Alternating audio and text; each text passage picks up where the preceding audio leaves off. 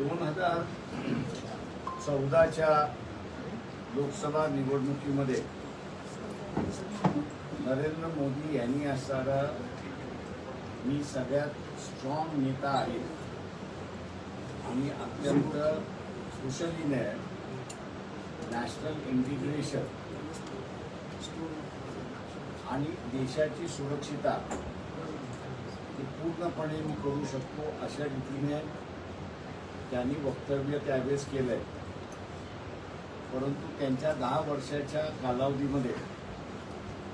आज त्यांच्या फॉरेन पॉलिसीचा आढावा घेतला,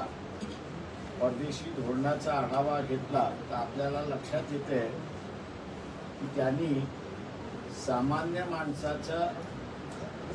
धोरणात्मक फॉरेन पॉलिसी केलेली नाही, तर त्यांनी ज्याला इलियट रूट फॉरेन पॉलिसी म्हणतात अशा पद्धतीने त्यांनी स्वतःला असणारं त्या ठिकाणी केलेलं आहे।